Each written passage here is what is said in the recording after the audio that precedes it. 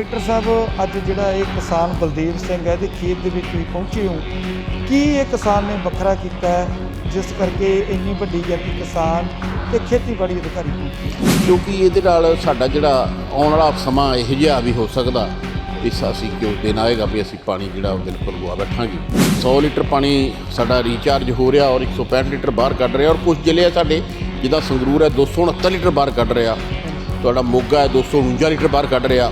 100 litre ਜੇ ਜੀ ਰਿਹਾ ਤਾਂ 249 ਲੀਟਰ ਜੀ ਬਾਹਰ ਕੱਢ ਰਿਹਾ। ਉਹੀ ਦਵਾਈਆਂ ਉਹੀ ਢੰਗ ਤਰੀਕੇ ਵਰਤ ਕੇ ਤੇ ਇਹ ਫਸਲ ਦੀ ਹਾਲਤ ਜੇ ਹੁਣ ਦੇਖੋ ਆਪਣੀ ਅੱਖੀਂ ਤੇ ਇਹ ਆਮ ਫਸਲ ਨਾਲੋਂ ਚੰਗੀ ਫਸਲ ਦੇਣ ਦੀ ਉਮੀਦ ਆ। ਟਿਊਬਵੈੱਲ ਆ, ਜੇ ਪਾਣੀ ਵੱਧ ਆਉਂਦਾ ਹੈ ਆਉਣ ਵਾਲੇ ਸਮੇਂ 'ਚ ਬਿੱਲ ਵੀ ਲੱਗ ਸਕਦੇ ਨੇ, ਵੀ ਜੇ ਇਹ ਸਿੱਧੀ ਬਿਜਾਈ ਹੁੰਦੀ ਆ ਤਾਂ ਬਿੱਲ ਬਹੁਤ ਘੱਟ ਆਊਗਾ ਕਿਸਾਨ ਦੇ ਲਈ। ਬਿੱਲ ਘੱਟ ਆਏਗਾ ਜੇ ਢੰਗ ਨਾਲ ਪਾਣੀ ਦਾ ਪੱਧਰ ਨੀਵਾ ਜਾਈ ਜਾ ਰਿਹਾ, ਜੇ ਇਹ ਜਾਂਦਾ ਰਿਹਾ ਤੇ ਇੱਕ ਦਿਨ ਜੇ ਬਿਲਕੁਲ ਹੀ ਅਸੀਂ ਪਾਣੀ ਨੂੰ ਤਰਸ ਗਏ ਤੇ ਇਸ ਕੁਦਰਤੀ ਸੋਮੇ ਨੂੰ ਕਿੱਥੋਂ ਲਿਆਵਾਂਗੇ? ਇਸ ਨੂੰ ਸਾਂਭਣਾ ਸਾਡੀ ਸਾਰਾ ਫਰਜ਼ ਹੈ।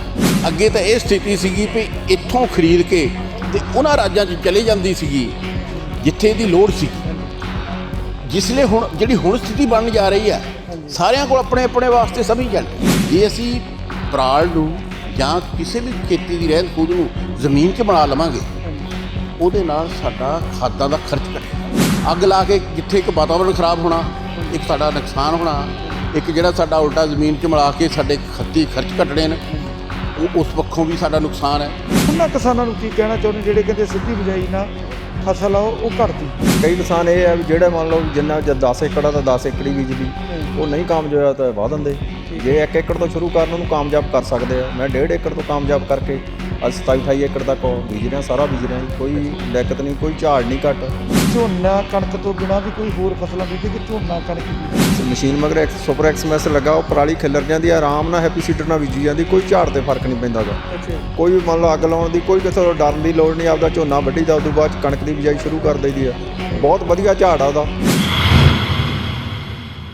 ਗਲੋਬਲ ਪੰਜਾਬ ਟੀਵੀ ਦੇਖ ਰਹੇ ਤਮਾਮ ਦਰਸ਼ਕਾਂ ਦਾ ਹਾਰਦਿਕ ਸਵਾਗਤ ਹੈ। ਦਰਸ਼ਕੋ, ਅਸੀਂ ਮੋਗਾ ਜ਼ਿਲ੍ਹਾ ਦੇ ਪਿੰਡ ਤਲਵੰਡੀ ਪੰਗੇਰੀਆਂ ਦੇ ਇੱਕ ਖੇਤ ਵਿੱਚ ਖੜੇ ਹਾਂ, ਜਿੱਥੇ ਪੰਜਾਬ ਖੇਤੀਬਾੜੀ ਦੇ ਡਾਇਰੈਕਟਰ ਸਾਹਿਬ ਪਹੁੰਚੇ ਨੇ, ਸੁਤੰਤਰ ਕੁਮਾਰ ਐਰੀ ਜੀ, ਜਿਨ੍ਹਾਂ ਨੇ ਆਣ ਕੇ ਕਿਸਾਨਾਂ ਨਾਲ ਗੱਲਬਾਤ ਕੀਤੀ ਹੈ। ਔਰ ਖੇਤੀਬਾੜੀ ਦੇ ਜਿਹੜੇ ਹੈਗੇ ਆ ਅਫੀਸਰ ਉਹ ਵੱਡੀ ਗਿਣਤੀ 'ਚ ਪਹੁੰਚੇ ਨੇ, ਜਿਨ੍ਹਾਂ ਦੇ ਵਿੱਚ ਡਾਕਟਰ ਕੁਲਦੀਪ ਆ ਜਿਹੜੇ ਮੋਗੇ ਦੀ ਅਗਵਾਈ ਕਰਦੇ ਨੇ।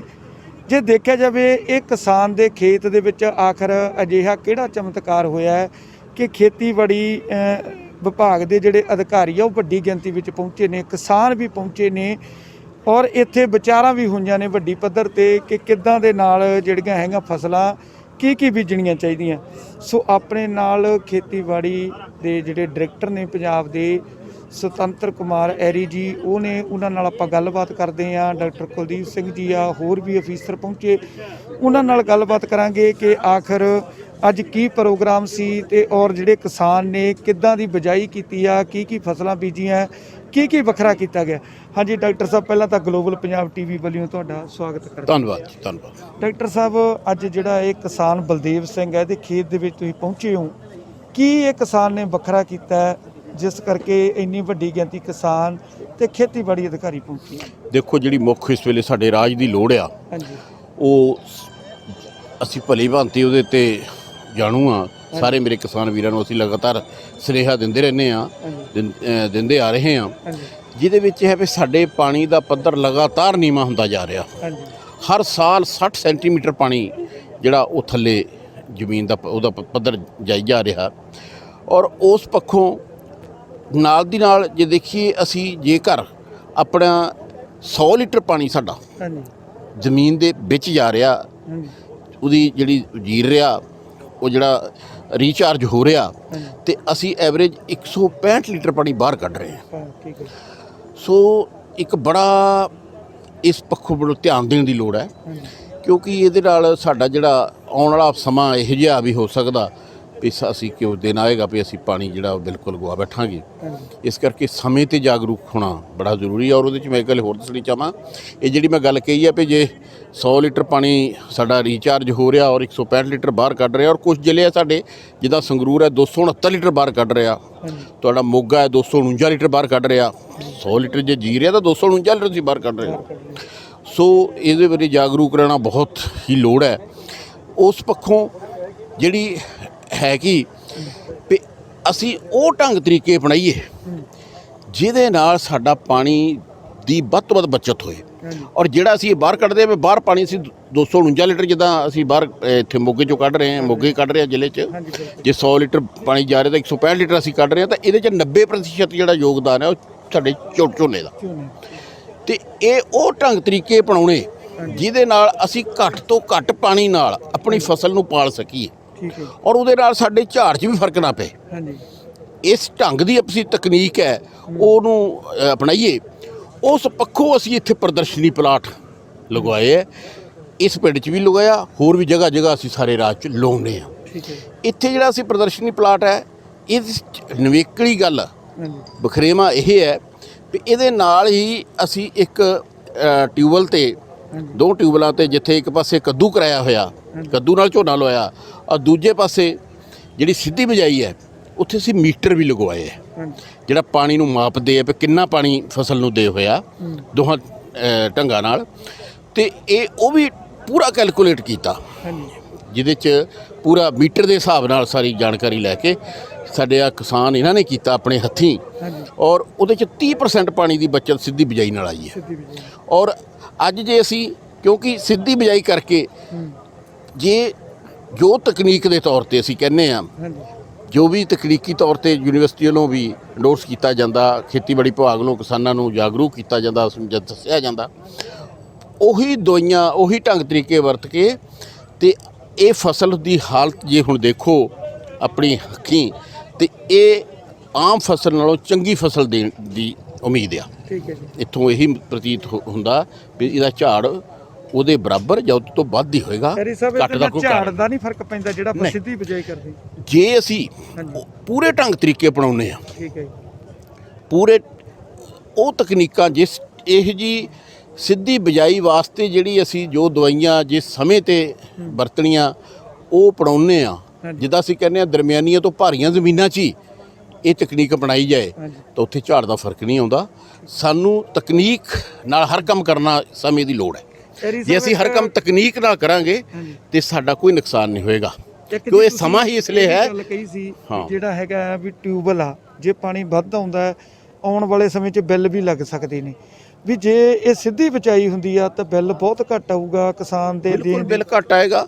ਮੈਂ ਜੋ ਇਹ ਸਮਝਦਾ ਹਾਂ, ਦੇਖੋ ਜਿਹੜੀ ਇਸ ਵੇਲੇ ਜਿਹੜੀ ਲੋੜ ਹੈ ਵੀ ਅਸੀਂ ਪਾਣੀ ਘੱਟ ਤੋਂ ਘੱਟ ਵਰਤੀਏ। ਜੇਕਰ ਅਸੀਂ ਇਹਦੀ ਦੇਖੀਏ ਵੀ ਇਹ ਜਿਹੜੀ ਬੜਮੁੱਲੀ ਦਾਤ ਆ, ਇਹ ਸਾਡਾ ਰਿਸੋਰਸ ਕੁਦਰਤੀ ਸੋਮਾ ਇਹੋ ਜਿਹਾ, ਜੇ ਇਹ ਖਤਮ ਹੋ ਗਿਆ, ਜੇ ਅਸੀਂ ਲਗਾਤਾਰ ਜਿਸ ਢੰਗ ਨਾਲ ਪਾਣੀ ਦਾ ਪੱਧਰ ਨੀਵਾ ਜਾਈ ਜਾ ਰਿਹਾ, ਜੇ ਇਹ ਜਾਂਦਾ ਰਿਹਾ ਤੇ ਇੱਕ ਦਿਨ ਜੇ ਬਿਲਕੁਲ ਹੀ ਅਸੀਂ ਪਾਣੀ ਨੂੰ ਤਰਸ ਗਏ ਤੇ ਇਸ ਕੁਦਰਤੀ ਸੋਮੇ ਨੂੰ ਕਿੱਥੋਂ ਲਿਆਵਾਂਗੇ। ਇਸ ਨੂੰ ਸਾਂਭਣਾ ਸਾਡੀ ਸਾਰਾ ਫਰਜ਼ ਹੈ, ਬਹੁਤ ਜ਼ਰੂਰੀ ਹੈ। ਬਾਕੀ ਦੇਖੋ ਸਰਕਾਰਾਂ ਸਮੇਂ-ਸਮੇਂ ਤੇ ਕਿਸਾਨਾਂ ਨੂੰ ਪੂਰਾ ਸਾਥ ਦੇ ਰਹੀਆਂ। ਅੱਜ ਦੀ ਸਥਿਤੀ ਹੈ ਵੀ ਪੂਰੀ ਬਾਂਹ ਫੜੀ ਹੋਈ ਹੈ ਤੇ ਕਿਸੇ ਕਿਸਮ ਦੀ ਕੋਈ ਇਹੋ ਜਿਹਾ ਡਰ ਨਹੀਂ ਹੈ। ਪਰ ਜੇਕਰ ਆਉਣ ਵਾਲਾ ਸਮਾਂ ਇਸ ਅਸੀਂ ਅਮੁੱਲੀ ਦਾਤ ਵਾਸਤੇ ਸਿਚੁਏਸ਼ਨ ਹੀ ਇਹੋ ਜਿਹੀ ਬਣ ਗਈ, ਸਿਚੁਏਸ਼ਨ ਹੀ ਇਹੋ ਜਿਹੀ, ਹਾਲਾਤ ਹੀ ਇਹੋ ਜਿਹੇ ਬਣ ਗਏ ਵੀ ਇਹੋ ਜਿਹੀ ਸਥਿਤੀ ਹੋਈ ਵੀ ਪਾਣੀ ਉਪਲਬਧ ਹੋਣਾ ਵੀ ਔਖਾ ਹੋ ਜਾਏਗਾ, ਤੇ ਫਿਰ ਕਿਸ ਤਰ੍ਹਾਂ ਕੀ ਕਾਰਨ ਹੈ ਵੀ ਕਿਉਂ ਅਲਾਉ ਕੀਤਾ ਜਾਏਗਾ ਵੀ ਤੁਸੀਂ ਪਾਣੀ ਜਿੰਨਾ ਮਰਜ਼ੀ ਕੱਢੋ। ਡਾਕਟਰ ਸਾਹਿਬ, ਇਸ ਕਰਕੇ ਇਸ ਸਮੇਂ ਦੀ ਲੋੜ ਨੂੰ ਪਛਾਣਨਾ ਚਾਹੀਦਾ। ਡਾਕਟਰ ਸਾਹਿਬ ਇੱਕ ਇਹ ਆ ਵੀ ਜਿਵੇਂ ਪਹਿਲਾਂ ਪੰਜਾਬ ਜ਼ਿਆਦਾ ਝੋਨਾ ਹੁੰਦਾ ਸੀ, ਤੁਸੀਂ ਕਿਸਾਨਾਂ ਨੂੰ ਸੰਬੋਧਨ ਕਰਦਿਆਂ ਨੇ ਕਿਹਾ ਵੀ ਹੋਰ 3 ਸਾਲਾਂ ਤੱਕ ਜਿਹੜਾ ਝੋਨਾ ਉਹ ਸਰਕਾਰ ਕਿਵੇਂ ਖਰੀਦੂ, ਕਿਉਂਕਿ ਜਿਹੜੇ ਦੂਜੀਆਂ ਸਟੇਟਾਂ ਸੀ ਜਿੱਥੇ ਲੋੜ ਸੀ ਚਾਵਲ ਦੀ, ਉਹਨਾਂ ਨੇ ਵੀ ਝੋਨਾਵਾਰ ਦੀ ਪੈਦਾਵਾਰ ਕਰਨ ਲਈ। ਇਸ ਵੇਲੇ ਸਾਡੇ ਮਨਾਂ 'ਚ ਸਵਾਲ ਬਣੇ ਹੋਏ ਹੈ, ਕਿਉਂਕਿ ਇਸ ਵੇਲੇ ਸਥਿਤੀ ਇਹ ਹੈ ਵੀ ਸਾਰਿਆਂ ਰਾਜਾਂ 'ਚ ਜਿਹੜਾ ਆਪਣੀ ਲੋੜ ਮੁਤਾਬਕ ਝੋਨੇ ਦੀ ਪੈਦਾਵਾਰ ਹੋ ਰਹੀ ਹੈ, ਔਰ ਬਹੁਤਿਆਂ ਸਾਡਿਆਂ ਰਾਜਾਂ 'ਚ ਉਹਨਾਂ ਕੋਲੋਂ ਵੀ ਲੋੜ ਤੋਂ ਵੱਧ ਪੈਦਾਵਾਰ ਹੈ। ਇਹ ਇੱਕ ਦਿਮਾਗ 'ਚ ਸਵਾਲ, ਸਾਡੇ ਦਿਮਾਗ 'ਚ ਸੋਚ, ਸਾਰੇ ਮੇਰੇ ਕਿਸਾਨ ਵੀਰਾਂ ਦੇ ਦਿਮਾਗ 'ਚ ਖੁਦ ਆਉਣਾ ਚਾਹੀਦਾ। ਜੇ ਇਹ ਪੈਦਾਵਾਰ ਅੱਗੇ ਤਾਂ ਇਹ ਸਥਿਤੀ ਸੀਗੀ ਵੀ ਇੱਥੋਂ ਖਰੀਦ ਕੇ ਤੇ ਉਹਨਾਂ ਰਾਜਾਂ 'ਚ ਚਲੇ ਜਾਂਦੀ ਸੀਗੀ ਜਿੱਥੇ ਇਹਦੀ ਲੋੜ ਸੀਗੀ, ਜਿਸ ਲਈ ਹੁਣ ਜਿਹੜੀ ਹੁਣ ਸਥਿਤੀ ਬਣਨ ਜਾ ਰਹੀ ਹੈ, ਸਾਰਿਆਂ ਕੋਲ ਆਪਣੇ ਆਪਣੇ ਵਾਸਤੇ ਸਫੀਸ਼ੀਐਂਟ ਹੈ ਤੇ ਇਹਨੂੰ ਖਰੀਦ ਕੇ ਲਗਾਤਾਰ ਜਿਹੜੀ ਲਗਾਤਾਰ ਪੈਦਾਵਾਰ ਸਾਡੀ ਇੱਕ ਵੱਡੀ ਪੈਦਾਵਾਰ ਹੈ ਸਾਡੀ, ਤੇ ਇਹ ਸਰਕਾਰ ਕਿੱਥੇ ਲਿਜਾ ਸਕਦੀ ਹੈ? ਇਹਦੇ ਤੇ ਉੱਦਾਂ ਦਾ ਸਾਨੂੰ ਸਿਸਟਮ, ਉੱਦਾਂ ਦੀ ਸੋਚ, ਉੱਦਾਂ ਦਾ ਜਿਹੜਾ ਆਪਣਾ ਕ੍ਰੌਪਿੰਗ ਪੈਟਰਨ ਹੈ, ਉੱਦਾਂ ਦੀ ਸਾਡਾ ਫਸਲਾਂ ਦਾ ਜਿਹੜਾ ਬਦਲੀਕਰਨ ਹੈ, ਉੱਦਾਂ ਦੀ ਫਸਲਾਂ ਦੀ ਜਿਹੜੀ ਲਾਉਣ ਦਾ ਜਿਹੜੀ ਰੇਸ਼ੋ ਹੈ ਵੀ ਕਿੰਨੀ ਫਸਲ ਮੈਂ ਕਿਹੜੇ ਰਕਬੇ 'ਚ ਕਿੰਨੀ ਫਸਲ ਲਾਉਣੀ ਆ। ਜੇ ਮੇਰੇ ਏਰੀਏ 'ਚ ਇੱਥੇ ਕਾਟਨ ਦਾ ਬੈਸਟ ਏਰੀਆ ਹੋ ਸਕਦਾ ਤਾਂ ਮੈਂ ਇੱਥੇ ਕਾਟਨ ਅਪਣਾਵਾਂ, ਜੇ ਮੱਕੀ ਬੈਸਟ ਹੋ ਸਕਦੀ ਆ ਤਾਂ ਮੱਕੀ ਅਪਣਾਵਾਂ। ਤੇ ਉਸ ਢੰਗ ਨਾਲ ਸਾਨੂੰ ਬੜੀ ਇੱਕ ਵਿਉਂਤਬੰਦੀ ਨਾਲ ਖੇਤੀ ਕਰਨ ਦੀ ਲੋੜ ਹੈ ਆਉਣ ਵਾਲੇ ਸਮੇਂ 'ਚ। ਡਾਕਟਰ ਸਾਹਿਬ, ਜੇ ਆਪਾਂ ਇੱਕ ਦੇਖੀਏ ਵੀ ਕਿਸਾਨ ਨਾ ਇੱਕ ਗੱਲ ਕਹਿੰਦੇ ਨੇ ਜਦੋਂ ਅਸੀਂ ਜਾਂਦੇ ਆ, ਕਹਿੰਦੇ ਝੋਨੇ ਤੋਂ ਬਿਨਾਂ ਜੇ ਕੋਈ ਫਸਲ ਬੀਜਦੇ, ਮੱਕੀ ਬੀਜਦੇ, ਕਪਾਹ ਬੀਜਦੇ ਅਸੀਂ, ਉਹ ਝਾੜ ਘੱਟ ਦਿੰਦੀ ਆ, ਸਾਨੂੰ ਪੂਰਾ ਮੁਨਾਫਾ ਨਹੀਂ ਹੁੰਦਾ। ਤੁਸੀਂ ਕੀ ਉਹਨਾਂ ਨੂੰ ਅਪੀਲ ਕਰਨੀ ਚਾਹੁੰਦੇ ਜਿਹਦੇ ਨਾਲ ਠੇਕੇ ਤੇ ਮਹਿੰਗੀਆਂ ਜ਼ਮੀਨਾਂ ਲੈਂਦੇ ਉਹਨਾਂ ਨੂੰ ਰਕਮ ਵੀ ਪੂਰੀ ਮਿਲ ਸਕੇ ਤੇ ਫਸਲੀ ਵਿਭਿੰਨਤਾ ਵੀ ਆ ਸਕੇ? ਦੇਖੋ, ਇਸ ਲਈ ਸਮਾਂ ਹੈ ਤਕਨੀਕ ਦਾ। ਠੀਕ ਹੈ। ਹਰ ਕੰਮ ਹਰ ਸੋਚ ਸਮਝ ਕੇ ਕਰੀਏ, ਤਕਨੀਕ ਨਾਲ ਕਰੀਏ। ਹੁਣ ਸਮਾਂ ਆ ਗਿਆ ਗਿਆਨ ਨਾਲ ਬਾਓ ਤੇ ਰੱਜ ਕੇ ਖਾਓ, ਜੀ ਤਕਨੀਕ ਨਾਲ ਬਾਓ ਰੱਜ ਕੇ ਖਾਓ। ਹੁਣ ਅੱਗੇ ਸੀਗਾ ਦੱਬ ਕੇ ਬਾਹ ਤੇ ਰੱਜ ਕੇ ਖਾ, ਹੁਣ ਉਹ ਗੱਲ ਨਹੀਂ ਹੈ। ਹੁਣ ਇਹ ਹਰ ਕੰਮ ਤਕਨੀਕ ਨਾਲ ਕਰੀਏ, ਗਿਆਨ ਨਾਲ ਕਰੀਏ, ਠੀਕ ਸੋਚ ਨਾਲ ਕਰੀਏ ਤੇ ਅਸੀਂ ਜਿਹੜੀ ਉਹਦੇ ਨਾਲ ਮੁਨਾਫਾ ਲੈ ਸਕਦੇ ਹਾਂ। ਕੁਆਲਿਟੀ ਦਾ ਕਰੀਏ, ਸਾਡੀ ਉਪਜ ਦੀ ਕੁਆਲਿਟੀ ਵੀ ਹੋਏ ਤਾਂ ਕਿ ਉਹਦਾ ਇੱਕ ਮੰਡੀਕਰਨ ਵੀ ਉਸ ਹਿਸਾਬ ਨਾਲ ਹੋ ਸਕੇ। ਸੋ ਸਮਾਂ ਇਸ ਲਈ ਮਿਆਰ ਦਾ ਹੈ, ਸਮਾਂ ਤਕਨੀਕ ਦਾ ਹੈ, ਸਮਾਂ ਹਰ ਕੰਮ ਸੋਚ ਕੇ ਕਰਨ ਦਾ। ਜੇ ਅਸੀਂ ਹਰ ਕੰਮ ਸੋਚ ਵਿਚਾਰ ਕੇ ਕਰਾਂਗੇ ਤੇ ਸਾਡੀ ਖੇਤੀ ਲਾਹੇਵੰਦ ਖੇਤੀ ਬਣੇਗੀ।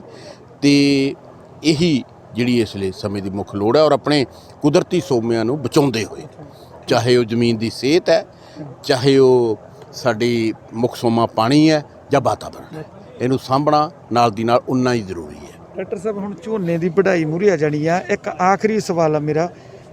ਅੱਗ ਨੂੰ ਲੈ ਕੇ ਬੜਾ ਰੌਲਾ ਪੈਂਦਾ ਹਰ ਵਾਰ ਕਿ ਕਿਸਾਨ ਕਹਿੰਦੇ ਸਾਡੇ ਕੋਲੇ ਹੱਲ ਨਹੀਂ। ਕੀ ਕਿਸਾਨਾਂ ਨੂੰ ਕਹਿਣਾ ਚਾਹੁੰਦੇ ਹੋ? ਵੱਡੀ ਪੱਧਰ ਤੇ ਕਿਸਾਨ ਆਪਣੇ ਨਾਲ ਲਾਈਵ ਜੁੜੇ ਹੋਏ ਆ ਵੀ ਪਰਾਲੀ ਦਾ ਕੀ ਹੱਲ ਕਰਨ। ਉਹ ਕਹਿੰਦੇ ਅੱਗ ਤੋਂ ਬਿਨਾਂ ਹੱਲ ਨਹੀਂ। ਤੁਹਾਡੇ ਕੋਲੇ ਕੀ ਹੱਲ? ਦੇਖੋ, ਸਰਕਾਰ ਵੱਲੋਂ ਬੜੇ ਉਪਰਾਲੇ ਕੀਤੇ ਜਾ ਰਹੇ ਹੈ। ਹਰ ਢੰਗ ਤਰੀਕਾ ਜੋ ਵੀ ਹੋ ਸਕਦਾ ਉਹ ਅਪਣਾਉਣ ਪੱਖੋਂ ਪੂਰੇ ਉਪਰਾਲੇ ਹੈ ਕੀਤੇ ਜਾ ਰਹੇ ਨੇ। ਜਿੱਦਾਂ ਦੇਖੋ ਪਲਾਂਟ ਜਿੱਥੇ ਤੋਂ ਬਿਜਲੀ ਤਿਆਰ ਹੋ ਸਕੇ ਉਹ ਵੀ ਲਗਾਏ ਜਾ ਰਹੇ ਹੈ, ਲੱਗੇ ਵੀ ਹੋਏ ਹੈ। ਹੋਰ ਵੀ ਕੋਸ਼ਿਸ਼ ਕੀਤੀ ਜਾ ਰਹੀ ਹੈ। ਇਸੇ ਤਰ੍ਹਾਂ ਜਿਹੜੀ ਜਿੰਨੀ ਮਸ਼ੀਨਰੀ ਦੀ ਲੋੜ ਹੋਏ, ਪਹਿਲੇ ਵੀ 2 ਸਾਲ ਪਹਿਲਾਂ 28,609 ਮਸ਼ੀਨਰੀਆਂ ਦਿੱਤੀ ਹੈ ਸਬਸਿਡੀ ਤੇ। ਗਰੁੱਪਾਂ ਨੂੰ 80% ਸਬਸਿਡੀ ਤੇ ਦਿੱਤੀ ਜਾ ਰਹੀ ਹੈ। ਔਰ ਆਮ ਜਿਹੜੀ ਜੇ ਇਕੱਲੇ ਕਿਸਾਨ ਨੇ ਲੈਣਾ ਤਾਂ 50% ਸਬਸਿਡੀ ਤੇ ਦਿੱਤੀ ਜਾ ਰਹੀ ਹੈ। 24,000 ਮਸ਼ੀਨਰੀ ਪਿਛਲੇ ਸਾਲ ਦਿੱਤੀ ਹੈ ਸਬਸਿਡੀ ਤੇ। ਐਤਕੀ ਵੀ ਸਾਡਾ 23-24,000 ਮਸ਼ੀਨਰੀ ਦੇਣ ਦਾ ਪੂਰਾ ਟੀਚਾ ਮੱਥਿਆ, ਬਕਾਇਦਾ ਡਰਾ ਵਗੈਰਾ ਨਿਕਲ ਗਏ ਹੈ, ਲਿਸਟਾਂ ਬਣ ਗਈਆਂ। ਸੋ ਹਰ ਕਿਸਮ ਹਰ ਉਹ ਉਪਰਾਲਾ ਜੋ ਹੋ ਸਕਦਾ ਉਹ ਕੀਤਾ ਜਾ ਰਿਹਾ। ਤੇ ਜੇਕਰ ਅਸੀਂ ਪਰਾਲ ਨੂੰ ਔਰ ਜੋ ਵੀ ਸਾਡੀ ਫਸਲਾਂ ਦੀ ਰਹਿੰਦ ਖੂੰਹਦ ਹੈ ਉਹਨੂੰ ਜ਼ਮੀਨ 'ਚ ਹੀ ਮਿਕਸ ਕਰ ਲਈਏ ਤਾਂ ਉਹਦੇ ਨਾਲ ਸਾਡੀ ਜ਼ਮੀਨ ਦੀ ਉਪਜਾਊ ਸ਼ਕਤੀ ਵੀ ਵੱਧਦੀ ਹੈ, ਸਾਡਾ ਖਾਦਾਂ ਦਾ ਖਰਚ ਵੀ ਘਟਦਾ। ਕਿਉਂ? ਇਸ ਲਈ ਲੋੜ ਹੈ ਨਾਲ ਇੱਕ ਅੱਗ ਲਾਉਣ ਦੇ ਨਾਲ ਨਾਲ ਲੋੜ ਹੈ ਆਪਣੇ ਖੇਤੀ ਖਰਚੇ ਘਟਾਉਣ ਦੀ। ਜੇ ਅਸੀਂ ਪਰਾਲ ਨੂੰ ਜਾਂ ਕਿਸੇ ਵੀ ਖੇਤੀ ਦੀ ਰਹਿੰਦ ਖੂੰਹਦ ਨੂੰ ਜ਼ਮੀਨ 'ਚ ਬਣਾ ਲਵਾਂਗੇ ਉਹਦੇ ਨਾਲ ਸਾਡਾ ਖਾਦਾਂ ਦਾ ਖਰਚ ਘਟੇਗਾ। ਜੇ ਅਸੀਂ ਕੁੱਲ ਆਪਣੇ ਖਰਚੇ ਖੇਤੀ ਦੇ ਜੋੜੀਏ ਤੇ ਕਰੀਬ 50% ਖਰਚ ਸਾਡਾ ਖਾਦਾਂ ਦਾ ਹੀ ਹੈ। ਖਾਦਾਂ ਦਾ ਵੱਡਾ ਖਰਚ ਸਾਡਾ ਫਿਰ ਉਹਦੇ ਨਾਲ ਬਚਦਾ। ਔਰ ਇੱਕ ਜ਼ਮੀਨ 'ਚ ਮੱਲੜ ਪੈਦਾ ਹੁੰਦਾ ਜਿਹੜਾ ਜ਼ਮੀਨ 'ਚ ਜ਼ਮੀਨ ਦੀ ਪਾਣੀ ਨੂੰ ਲਗਾਤਾਰ ਸਮਾ ਕੇ ਰੱਖਣ ਦੀ ਸ਼ਕਤੀ ਨੂੰ ਵਧਾਉਂਦਾ। ਦੇਖੋ, ਨਹੀਂ ਤਾਂ ਅਸੀਂ ਖਾਦਾਂ ਵਰਤਦੇ ਹਾਂ, ਮਗਰੋਂ ਪਾਉਂਦੇ ਹਾਂ, ਪਹਿਲੇ ਹੀ ਉਹ ਜ਼ਮੀਨ ਦੇ ਥੱਲੇ ਚਲੇ ਜਾਂਦੀਆਂ, ਬੂਟੇ ਦੀਆਂ ਜੜ੍ਹਾਂ ਤੋਂ ਦੀ ਪਹੁੰਚ ਤੋਂ ਬਾਹਰ ਚਲੇ ਜਾਂਦੀਆਂ। ਜੇ ਜ਼ਮੀਨ 'ਚ ਮੱਲੜ ਹੋਏਗਾ, ਆਰਗੈਨਿਕ ਮੈਟਰ ਹੋਏਗਾ, ਜਿਹੜੀ ਸਾਡੀਆਂ ਪੰਜਾਬ ਦੀਆਂ ਜ਼ਮੀਨਾਂ 'ਚ ਖਤਮ ਹੋ ਚੁੱਕਾ, ਬਹੁਤ ਘੱਟ ਹੈ, ਉਹ ਕ੍ਰੀਏਟ ਕਰਨ ਦੀ ਬਹੁਤ ਲੋੜ ਹੈ। ਉਹ ਹੋਏਗਾ ਤੇ ਵੱਧ ਤੋਂ ਵੱਧ ਸਮਾਂ ਜਿਹੜਾ ਸਾਡਾ ਆਰਗੈਨਿਕ ਮੈਟਰ ਜਿਹੜੀ 'ਚ ਉਹ ਸਾਡੇ ਖਾਦਾਂ ਦਾ ਅਸਰ ਰਹੇਗਾ ਔਰ ਬੂਟਾ ਲਗਾਤਾਰ ਉਹਨੂੰ ਪ੍ਰਾਪਤ ਕਰਦਾ ਰਹੇਗਾ। ਮਤਲਬ ਇਹਨੂੰ ਜ਼ਮੀਨ 'ਚ ਮਿਲਾ ਕੇ ਸਾਨੂੰ ਫਾਇਦੇ ਬਹੁਤ ਹੈ। ਅੱਗ ਲਾ ਕੇ ਜਿੱਥੇ ਇੱਕ ਵਾਤਾਵਰਣ ਖਰਾਬ ਹੋਣਾ, ਇੱਕ ਸਾਡਾ ਨੁਕਸਾਨ ਹੋਣਾ, ਇੱਕ ਜਿਹੜਾ ਸਾਡਾ ਉਲਟਾ ਜ਼ਮੀਨ 'ਚ ਮਿਲਾ ਕੇ ਸਾਡੇ ਖੱਤੀ ਖਰਚ ਘਟਣੇ ਨੇ, ਉਹ ਉਸ ਪੱਖੋਂ ਵੀ ਸਾਡਾ ਨੁਕਸਾਨ ਹੈ। ਸੋ ਇਹਦੇ ਲਈ ਜਿਹੜੀ ਹੈ ਇਹਨੂੰ ਅਪਣਾਉਣਾ, ਇਸ ਪ੍ਰੋਗਰਾਮ ਨੂੰ, ਇਸ ਤਕਨੀਕ ਨੂੰ, ਇਸ ਢੰਗ ਤਰੀਕਿਆਂ ਨੂੰ ਬਹੁਤ। ਐਰੀ ਜੀ ਸਾਡੇ ਨਾਲ ਉਹ ਕਿਸਾਨ ਨੇ ਜਿਨ੍ਹਾਂ ਦੇ ਖੇਤ ਵਿੱਚ ਅੱਜ ਪ੍ਰਦਰਸ਼ਨੀ ਲਾਈ ਗਈ ਸੀ, ਜਿਨ੍ਹਾਂ ਨੇ ਸਿੱਧੀ ਬਿਜਾਈ ਕੀਤੀ ਆ। ਜੇ ਦੇਖਿਆ ਜਾਵੇ ਜਦੋਂ ਬਿਜਾਈ ਕੀਤੀ ਸੀ ਸਿੱਧੀ, ਇੱਥੇ ਡਾਕਟਰ ਕੁਲਦੀਪ ਸਿੰਘ ਨੇ ਬਿਜਾਈ ਸ਼ੁਰੂ ਕਰਾਈ ਸੀ। ਆਪਾਂ ਉਸ ਦਿਨ ਵੀ ਇਹ ਸਾਰੀ ਰਿਪੋਰਟ ਤੁਹਾਨੂੰ ਦਿਖਾਈ ਸੀ ਕਿ ਤੁਹਾਨੂੰ ਦਿਖਾਵਾਂਗੇ ਇੱਕ ਵਾਰ ਕਿ ਜਿਹੜਾ ਇਹ ਸਿੱਧੀ ਬਿਜਾਈ ਵਾਲਾ ਝੋਨਾ ਕਿਹੋ ਜਿਹਾ। ਤੁਸੀਂ ਸ਼ਾਟਾਂ ਦੇ ਵਿੱਚ ਵੀ ਦੇਖ ਸਕਦੇ ਹੋ ਕਿ ਜਿਹੜਾ ਝੋਨਾ ਬਹੁਤ ਵਧੀਆ ਖੜਾ ਹੈ। ਔਰ ਡਾਕਟਰ ਸਾਹਿਬ ਜਿਹੜੇ ਹੈਗੇ ਨੇ ਉਹ ਸਪੈਸ਼ਲ ਆ ਕੇ ਕਿਸਾਨਾਂ ਨੂੰ ਇਹ ਕਹਿੰਦੇ ਨੇ ਕੁਦਰਤੀ ਜਿਹੜੇ ਸਰੋਤ ਆ ਉਹਨਾਂ ਨੂੰ ਬਚਾਈਏ ਤੇ ਫਸਲੀ ਵਿਭਿੰਨਤਾ ਵਿੱਚ ਜ਼ੋਰ ਦਿੱਤਾ ਜਾ ਰਿਹਾ। ਨਾਲ ਹੀ ਇਹਨਾਂ ਨੇ ਮੋਟਰਾਂ ਦੇ ਉੱਤੇ ਮੀਟਰ ਲਾਏ ਨੇ। ਬਹੁਤ ਵੱਡੀ ਗੱਲ ਹੈ ਕਿ ਕਿੰਨੀ ਪਾਣੀ ਦੀ ਬਚਤ। ਬਲਦੇਵ ਸਿੰਘ ਜੀ ਅੱਜ ਤੁਹਾਡੇ ਖੇਤ ਡਾਇਰੈਕਟਰ ਸਾਹਿਬ ਪਹੁੰਚੇ ਨੇ ਜੀ, ਤੁਸੀਂ ਕਿੰਨੇ ਕੁ ਸਮੇਂ ਤੋਂ ਜਿਹੜੀ ਸਿੱਧੀ ਬਿਜਾਈ ਅਪਣਾਈ ਹੋਈ? ਅਸੀਂ ਇਹ 2008 ਤੋਂ ਸ਼ੁਰੂ ਕੀਤੀ ਸੀ ਸਿੱਧੀ ਬਿਜਾਈ। ਹਾਂਜੀ, ਥੋੜੇ ਮੰਨ ਲਓ ਕਿੱਲਾ 1.5 ਏਕੜ ਤੋਂ ਸ਼ੁਰੂ ਕਰਕੇ ਹਾਂਜੀ, ਅੱਜ ਅਸੀਂ 27-28 ਏਕੜ ਬਿਜਾਈ ਕਰ ਰਹੇ ਹਾਂ ਜੀ। ਸਿੱਧੀ, ਹਾਂਜੀ। ਠੀਕ ਹੈ। ਤੇ ਇਹ ਜੀ ਜਿਹੜਾ ਆਪਣੇ ਮੀਟਰ ਲੱਗੇ ਆ, ਤੁਸੀਂ ਖੁਦ ਦੇਖਿਆ ਕਿੰਨੇ ਕੁ ਪਾਣੀ ਦੀ ਬਚਤ ਹੁੰਦੀ? ਇਹ ਅਸੀਂ 2 ਮੀਟਰ ਲਾਏ ਸੀ। ਇੱਕ ਮੇਰੇ ਖੇਤ ਲੱਗਾ ਜੀ, ਇੱਕ ਨਾਲ ਦਾ ਖੇਤ ਆ ਰਾਮ ਸਿੰਘ ਦਾ, ਉਹਦੇ ਖੇਤ ਸੀਗਾ। ਹਾਂਜੀ, ਮੰਨ ਲਓ ਕੱਦੂ ਵਾਲੇ 6 ਏਕੜ ਤੇ ਲਾਇਆ ਸੀ, ਸਾਡੇ ਸਿੱਧੀ ਬਿਜਾਈ 6 ਏਕੜ ਤੇ ਲੱਗਾ ਸੀ। ਠੀਕ ਹੈ। ਉਹਦੇ 'ਚ ਮੰਨ ਲਓ 30% ਪਾਣੀ ਦੀ ਬਚਤ ਹੋਈ ਐਂਡ ਤੇ ਜਾ ਕੇ ਝੋਨੇ ਦੀ ਵਢਾਈ ਤੱਕ। ਹਾਂਜੀ, ਹਾਂਜੀ, ਠੀਕ ਹੈ। ਜੇ ਦੇਖਿਆ ਜਾਵੇ ਅੱਜ ਡਾਇਰੈਕਟਰ ਸਾਹਿਬ ਵੀ ਤੁਹਾਡੇ ਖੇਤ ਪਹੁੰਚੇ, ਖੇਤੀਬਾੜੀ ਤੁਹਾਨੂੰ ਅਫਸਰ ਆ ਜਿਹੜੇ ਮਹਿਕਮਾ ਪੂਰਨ ਸਹਿਯੋਗ ਦੇ ਰਿਹਾ, ਗਾਈਡ ਕਰ ਰਿਹਾ, ਹਰ ਇੱਕ ਗੱਲ ਦੇ ਵਿੱਚ ਤੁਹਾਡੀ ਮਦਦ ਕਰਦਾ। ਹਾਂਜੀ। ਸਮੇਂ-ਸਮੇਂ ਤੇ ਜੋ ਵੀ ਮੰਨ ਲਓ ਅਫਸਰ ਸਾਹਿਬਾਨ ਆਏ ਆ, ਬਲਾਕ ਅਫਸਰ, ਚੀਫ, ਸਾਡੇ ਨਾਲ ਪੂਰਾ ਰਾਬਤਾ ਰਹਿੰਦਾ, ਸਾਡੇ ਖੇਤ 'ਚ ਆਉਂਦੇ ਆ, ਸਾਨੂੰ ਪੂਰਾ ਸਹਿਯੋਗ ਦਿੰਦੇ ਜੀ। ਠੀਕ ਹੈ। ਜਦੋਂ ਅੱਜ ਇੰਨੇ ਕਿਸਾਨ ਆਏ ਨੇ, ਡਾਇਰੈਕਟਰ ਪੰਜਾਬ ਦੇ ਆਏ ਨੇ, ਖੁਸ਼ੀ ਹੁੰਦੀ ਆ ਮਨ ਨੂੰ? ਕਿਵੇਂ ਜੇ ਮਹਿਸੂਸ ਹੁੰਦਾ ਜੀ ਤੁਹਾਨੂੰ? ਹਾਂਜੀ, ਖੁਸ਼ੀ ਤਾਂ ਹੁੰਦੀ ਹੈ। ਇੱਕ ਤਾਂ ਫਸਲ ਬਹੁਤ ਵਧੀਆ ਜੀ, ਹਾਂਜੀ, ਤੁਸੀਂ ਦੇਖ ਸਕਦੇ ਆ। ਦੂਜਾ ਮੰਨ ਲਓ ਵੀ ਡਾਇਰੈਕਟਰ ਸਾਹਿਬ ਆਏ ਆ, ਹੋਰ ਅਫਸਰ ਸਾਹਿਬਾਨ ਆਏ ਆ, ਹੋਰ ਚੀਫ ਆਏ ਆ ਕਈ ਜ਼ਿਲ੍ਹਿਆਂ ਤੋਂ। ਬਹੁਤ ਖੁਸ਼ੀ ਮਹਿਸੂਸ ਹੁੰਦੀ ਹੈ। ਜਿਹੜੇ ਹੋਰ ਵੀ ਆਪਣੇ ਬਲਦੇਵ ਸਿੰਘ ਜੀ ਕਿਸਾਨ ਆ, ਕਈ ਕਿਸਾਨਾਂ ਕੋਲੇ ਜਾਈਦਾ, ਉਹ ਕਹਿੰਦੇ ਮਹਿੰਗੇ ਭਾਅ ਦੀ ਜ਼ਮੀਨ ਲਈਦੀ ਆ, ਜੇ ਕੱਦੂ ਨਹੀਂ ਕਰਦੇ ਬਿਰਲੀ ਰਹਿ ਗਈ ਫਸਲ। ਤੁਹਾਨੂੰ ਪਤਾ ਹੀ ਆ ਪਿੰਡਾਂ 'ਚ ਆਪਾਂ ਰਹਿਣ ਵਾਲੇ ਆ, ਉਹ ਕਹਿੰਦੇ ਸਹੀ ਨਹੀਂ ਫਸਲ ਹੁੰਦੀ। ਉਹਨਾਂ ਕਿਸਾਨਾਂ ਤੁਸੀਂ ਕੀ ਕਹਿਣਾ ਚਾਹੁੰਦੇ ਹੋ? ਤੁਹਾਡਾ ਜਿਹੜਾ ਖੇਤ ਆ ਮੁੱਖ ਜਿਹੜਾ ਮੋਗਾ ਤੋਂ ਲੁਧਿਆਣਾ ਰੋਡ ਆ, ਥੋੜੀ ਦੂਰੀ ਤੇ ਆ ਕੇ ਵੀ ਕਿਸਾਨਾਂ ਨੂੰ ਵੀ ਦਿਖਾਉਂਦੇ ਹੋ ਤੁਸੀਂ, ਤੇ ਉਹਨਾਂ ਕਿਸਾਨਾਂ ਨੂੰ ਕੀ ਕਹਿਣਾ ਚਾਹੁੰਦੇ ਜਿਹੜੇ ਕਹਿੰਦੇ ਸਿੱਧੀ ਬਿਜਾਈ ਨਾਲ ਫਸਲ ਆ ਉਹ ਘਟਦੀ? ਸਮੇਂ-ਸਮੇਂ ਤੇ ਕਿਸਾਨ ਸਾਡੇ ਖੇਤ 'ਚ ਆਉਂਦੇ ਰਹੇ ਆ ਪਹਿਲਾਂ ਤੋਂ ਲੈ ਕੇ। ਮੈਂ ਪਹਿਲਾਂ ਤੋਂ ਵੀ ਕਿਸਾਨਾਂ ਨੂੰ ਇਹੀ ਕਹਿੰਦਾ ਰਿਹਾ ਵੀ 1.5 ਏਕੜ ਤੋਂ 1 ਏਕੜ ਤੋਂ ਸ਼ੁਰੂ ਕਰਕੇ ਉਹਨੂੰ ਪੂਰਾ ਕਾਮਯਾਬ ਕਰਕੇ ਫਿਰ ਅੱਗੇ ਵਧੋ। ਠੀਕ ਹੈ। ਪਰ ਕਈ ਕਿਸਾਨ ਇਹ ਆ ਵੀ ਜਿਹੜੇ ਮੰਨ ਲਓ ਜਿੰਨਾ 10 ਏਕੜ ਆ ਤਾਂ 10 ਏਕੜ ਹੀ ਬੀਜ ਲਈ, ਉਹ ਨਹੀਂ ਕਾਮਯਾਬ ਹੋਇਆ ਤਾਂ ਵਾਹ ਦਿੰਦੇ। ਜੇ 1 ਏਕੜ ਤੋਂ ਸ਼ੁਰੂ ਕਰਨ ਉਹਨੂੰ ਕਾਮਯਾਬ ਕਰ ਸਕਦੇ ਆ। ਮੈਂ 1.5 ਏਕੜ ਤੋਂ ਕਾਮਯਾਬ ਕਰਕੇ ਅੱਜ 27-28 ਏਕੜ ਤੱਕ ਬੀਜ ਰਿਹਾ, ਸਾਰਾ ਬੀਜ ਰਿਹਾ ਜੀ। ਕੋਈ ਦਿੱਕਤ ਨਹੀਂ, ਕੋਈ ਝਾੜ ਨਹੀਂ ਘੱਟ। ਤੇ ਜਿਹੜੀ ਪਰਾਲੀ ਆ ਇਹਨੂੰ ਤੁਸੀਂ ਫਿਰ ਅੱਗ ਲਾਉਂਦੇ ਹੋ ਜਾਂ ਨਹੀਂ ਲਾਉਂਦੇ? ਇਹ ਝੋਨਾ ਕਣਕ ਤੋਂ ਬਿਨਾ ਵੀ ਕੋਈ ਹੋਰ ਫਸਲਾਂ ਬੀਜਦੇ ਕਿ ਝੋਨਾ ਕਣਕ ਹੀ ਬੀਜਦੇ? ਨਹੀਂ, ਅੱਗੇ ਝੋਨਾ ਬੀਜ ਰਹੇ ਸੀ। ਐਰਕੀ ਟ੍ਰਾਇਲ ਦੇ ਤੌਰ ਤੇ ਇਹਨਾਂ ਨੇ ਮਹਿਕਮੇ ਵੱਲੋਂ ਮੈਨੂੰ ਬੀਜ ਦਿੱਤਾ ਗਿਆ ਸੀ ਕਾਟਨ ਦਾ, ਬੀਟੀ ਕਾਟਨ ਨਰਮੇ ਦਾ। 1 ਕਿੱਲਾ ਬੀਜਿਆ ਟ੍ਰਾਇਲ ਤੌਰ ਤੇ, ਬਹੁਤ ਵਧੀਆ। ਜੇ ਉਹਦਾ ਝਾੜ ਵਧੀਆ ਰਿਹਾ, ਵੈਸੇ ਵਧੀਆ ਰਹੂਗਾ ਜਿਹੜੇ ਹਿਸਾਬ ਨਾਲ ਉਹਨੂੰ ਮੰਨ ਲਓ ਟਿੰਡੇ ਲੱਗੇ ਆ, ਤੇ ਜੇ ਵਧੀਆ ਰਿਹਾ ਤਾਂ ਗਾਂ ਨੂੰ ਮੈਂ 4-5 ਏਕੜ ਨਰਮੇ ਦੇ ਬੀਜਿਆ ਕਰੂੰਗਾ। ਤੇ ਐਰਕੀ ਥੋੜਾ ਜਿਹਾ ਗੰਨੇ ਵੱਲ ਵੀ ਕੋਈ ਹੈਗਾ ਧਿਆਨ, ਵੀ 1-2 ਏਕੜ ਗੰਨਾ ਬੀਜਣ ਦਾ ਵੀ ਧਿਆਨ ਹੈਗਾ, ਬੀਜਾਂਗੇ ਅਸੀਂ। ਠੀਕ ਹੈ ਜੀ। ਹਾਂਜੀ। ਜੇ ਦੇਖਿਆ ਜਾਵੇ ਹੋਰ ਕਿਸਾਨਾਂ ਨੂੰ ਕੀ ਕਹਿਣਾ ਚਾਹੁੰਦੇ ਹੋ? ਜਿਹੜੀ ਕਣਕ ਆ ਇਹ ਵੀ ਤੁਸੀਂ ਕੋਈ ਵੱਖਰੀ ਤਕਨੀਕ ਨਾਲ ਬੀਜਦੇ ਕਿ ਆ ਵੀ ਪਰਾਲੀ ਦੇ ਵਿੱਚ ਬੀਜਦੇ ਆ? ਉਹ ਕਿਹੜੀ ਜੋ ਝੋਨਾ ਵੱਢਦੇ ਨੇ ਕਿਵੇਂ ਬੀਜਦੇ ਆ ਬਾਅਦ ਚ ਕਣਕ ਜਿਹੜੀ ਮੈਂ ਪਿਛਲੇ ਮੇਰੇ ਖਿਆਲ 'ਚ 4-5 ਸਾਲ ਤੋਂ ਹੈਪੀ ਸੀਡਰ ਨਾਲ ਬੀਜ ਰਿਹਾ। ਹਾਂਜੀ। ਮਸ਼ੀਨ ਮਗਰ ਸੁਪਰ ਐਕਸਮੈਸ ਲੱਗਾ, ਉਹ ਪਰਾਲੀ ਖਿਲਰ ਜਾਂਦੀ ਆ, ਆਰਾਮ ਨਾਲ ਹੈਪੀ ਸੀਡਰ ਨਾਲ ਬੀਜੀ ਜਾਂਦੀ, ਕੋਈ ਝਾੜ ਤੇ ਫਰਕ ਨਹੀਂ ਪੈਂਦਾਗਾ। ਅੱਛਾ। ਕੋਈ ਵੀ ਮੰਨ ਲਓ ਅੱਗ ਲਾਉਣ ਦੀ ਕੋਈ ਕਿਸੇ ਤੋਂ ਡਰਨ ਦੀ ਲੋੜ ਨਹੀਂ। ਆਪਦਾ ਝੋਨਾ ਵੱਢੀ ਦਾ, ਉਦੋਂ ਬਾਅਦ ਚ ਕਣਕ ਦੀ ਬਿਜਾਈ ਸ਼ੁਰੂ ਕਰ ਦਈਦੀ ਆ। ਬਹੁਤ ਵਧੀਆ ਝਾੜ ਆ ਉਹਦਾ। ਤੇ ਠੀਕ ਆ, ਮੈਂ ਕਿਸਾਨਾਂ ਨੂੰ ਕਹਿਣਾ ਚਾਹੁੰਦਾ ਵੀ ਤੁਸੀਂ ਵੀ ਇਹੋ ਜਿਹੀਆਂ ਤਕਨੀਕਾਂ ਅਪਣਾ ਕੇ ਮੰਨ ਲਓ ਸਹਿਯੋਗ ਦਿਓ ਖੇਤੀਬਾੜੀ ਮਹਿਕਮੇ ਦਾ। ਠੀਕ ਹੈ। ਇਹ ਅੱਗੇ ਵੀ ਆਪਣੇ ਕੈਂਪ ਪਿੰਡਾਂ 'ਚ ਜਾਂ ਹੋਰ ਖੇਤਾਂ 'ਚ ਲੱਗਦੇ ਰਹਿੰਦੇ। ਕਈ ਕਿਸਾਨ ਕਹਿੰਦੇ ਸਾਨੂੰ ਜਾਣਕਾਰੀ ਨਹੀਂ ਮਿਲਦੀ, ਤੁਸੀਂ ਇਹਨੂੰ ਕੀ ਮੰਨਦੇ ਆ? ਜਾਣਕਾਰੀ ਮਿਲਦੀ ਆਪਾਂ ਨੂੰ? ਜਾਣਕਾਰੀ ਬਹੁਤ ਮਿਲਦੀ ਆ। ਸਾਲ 'ਚ ਇੱਕ ਵਾਰ ਮੇਰੇ ਖੇਤ 'ਚ ਹੀ ਕੈਂਪ ਲੱਗਦਾ। ਜਿਹੜੇ ਇੱਥੇ ਮੇਰੇ ਮੰਨ ਲਓ ਵੀ ਨੇੜੇ ਦੇ ਕਿਸਾਨ ਆ ਹੋਰ ਪਿੰਡਾਂ ਦੇ, ਉਹ ਵੀ ਇੱਥੇ ਆਉਂਦੇ ਅੱਗੇ। ਠੀਕ ਹੈ। ਐਰਕੀ ਥੋੜਾ ਜਿਹਾ ਕਰੋਨਾ ਦਾ ਕਰਕੇ ਕਿਸਾਨ ਨਹੀਂ ਸੱਦੇ ਗਏ, ਤੇ ਮੰਨ ਲਓ ਵੀ ਅੱਗੇ ਕਿਸਾਨ ਆਉਂਦੇ ਆ, ਇੱਥੋਂ ਦੇਖ ਕੇ ਜਾਂਦੇ ਸਾਰਾ ਕੁਝ। ਠੀਕ ਹੈ। ਇਹ ਸਨ ਕਿਸਾਨ ਬਲਦੇਵ ਸਿੰਘ। ਜੇ ਦੇਖਿਆ ਜਾਵੇ ਇਹਨਾਂ ਦਾ ਤਲਵੰਡੀ ਭੰਗੇਰੀਆਂ ਪਿੰਡ ਆ, ਮੋਗੇ ਜ਼ਿਲ੍ਹੇ ਦੇ ਅਗਾਂਹ ਵਧੂ ਕਿਸਾਨ ਨੇ, ਜਿਨ੍ਹਾਂ ਨੇ ਇਹ ਜਿੱਥੇ ਝੋਨੇ ਦੀ ਸਿੱਧੀ ਬਿਜਾਈ ਕੀਤੀ ਆ, ਉੱਥੇ ਨਾਲੇ ਕਹਿੰਦੇ ਟ੍ਰੇਲਰ ਤੌਰ ਤੇ ਨਰਮਾ ਵੀ ਲਾਇਆ। ਹੋਰ ਵੀ ਇਹ ਕਹਿੰਦੇ ਅਸੀਂ ਕਮਾਦ ਲਾਉਣ ਦੀ ਯੋਜਨਾ ਬਣਾ ਰਹੇ ਹਾਂ, ਫਸਲਾਂ ਕਈ ਤਰ੍ਹਾਂ ਦੀਆਂ ਜਿਹੜੀਆਂ ਉਹ ਬੀਜ ਰਹੇ ਹਾਂ। ਸੋ ਦਰਸ਼ਕੋ, ਜੇਕਰ ਆਪਾਂ ਪਾਣੀ, ਧਰਤੀ ਇਹਨੂੰ ਨਾ ਸਾਂਭਿਆ, ਆਉਣ ਵਾਲੀਆਂ ਜਿਹੜੀਆਂ ਨਸਲਾਂ ਹੈ, ਆਪਾਂ ਨੂੰ ਦੁਕਾਰਨਗੀਆਂ, ਕਹਿਣਗੀਆਂ ਕਿ ਸਾਡੇ ਲਈ ਤੁਸੀਂ ਜ਼ਹਿਰ ਹੀ ਛੱਡ ਗਏ। ਸੋ ਇਸ ਲਈ ਜਿੱਥੇ ਆਪਾਂ ਹੁਣ ਪਰਾਲੀ ਦੀ ਮੂਹਰੇ ਸੀਜ਼ਨ ਆ ਰਿਹਾ, ਕਣਕ ਬੀਜਣੀਆਂ ਕਿਸਾਨਾਂ ਨੇ, ਜੇ ਕਿਸੇ ਨੂੰ ਲੱਗਦਾ ਵੀ ਆ ਵੀ ਪਰਾਲੀ ਦਾ ਕਿਵੇਂ ਹੱਲ ਕਰਨਾ, ਖੇਤੀਬਾੜੀ ਵਿਭਾਗ ਆ, ਉਹਨਾਂ ਨਾਲ ਤੁਸੀਂ ਰਾਬਤਾ ਕਰੋ, ਉਹਨਾਂ ਨੂੰ ਸੱਦੋ, ਆਪਦੇ ਖੇਤ ਦੇ ਵਿੱਚ ਵੀ ਸੱਦ ਸਕਦੇ ਹੋ, ਸੱਦ ਕੇ ਉਹਨਾਂ ਤੋਂ ਸਾਰੀ ਜਿਹੜੀ ਜਾਣਕਾਰੀ ਆ ਉਹ ਲੈ ਸਕਦੇ ਹਾਂ ਕਿ ਅਸੀਂ ਕਿਸ ਤਰ੍ਹਾਂ ਦੇ ਨਾਲ ਕਣਕ ਦੀ ਜਿਹੜੀ ਬਿਜਾਈ ਕਰੀਏ, ਕਿਹੜੇ ਕਿਹੜੇ ਬੀਜ ਆ ਜਿਹੜੇ ਉਹ ਸਾਨੂੰ ਵਰਤਣੇ ਚਾਹੀਦੇ, ਔਰ ਪਰਖ ਕਰਾ ਕੇ ਖਾਦ ਵੀ ਲੋੜ ਅਨੁਸਾਰ ਪਾਉਣੀ ਚਾਹੀਦੀ ਆ ਕਿ ਖਾਦਾਂ, ਜ਼ਹਿਰੀਲੀਆਂ ਦਵਾਈਆਂ ਆਪਾਂ ਅੰਨ੍ਹੇਵਾਹ ਨਾ ਸਿੱਟੀਏ। ਸੋ ਅੱਗੇ ਜਿਵੇਂ ਅਪਡੇਟ ਹੋਵੇਗੀ ਤੁਹਾਨੂੰ ਦਿਖਾਉਂਦੇ ਰਵਾਂਗੇ। ਗਲੋਬਲ ਪੰਜਾਬ ਟੀਵੀ ਲਈ ਚਮਕੌਰ, ਲੋਪੋ, ਮੋਗਾ, ਤਲਵੰਡੀ ਪਗੇਰੀਆਂ। ਹੁਣ ਤੁਸੀਂ ਦੇਖ ਸਕਦੇ ਹੋ ਗਲੋਬਲ ਪੰਜਾਬ ਟੀਵੀ ਨੂੰ ਡਾਊਨਲੋਡ ਕਰੋ ਸਾਡੀ ਐਪ ਐਂਡਰੋਇਡ ਜਾਂ iOS ਤੇ ਫ੍ਰੀ ਵਿੱਚ, roku ਅਤੇ Amazon Fire TV ਤੇ ਜਾਂ Apple TV ਤੇ। ਨਾਲ ਹੀ ਦੇਖ ਸਕਦੇ ਹੋ ਲਾਈਵ ਸਟ੍ਰੀਮਿੰਗ www.globalpunjabtv.com ਤੇ।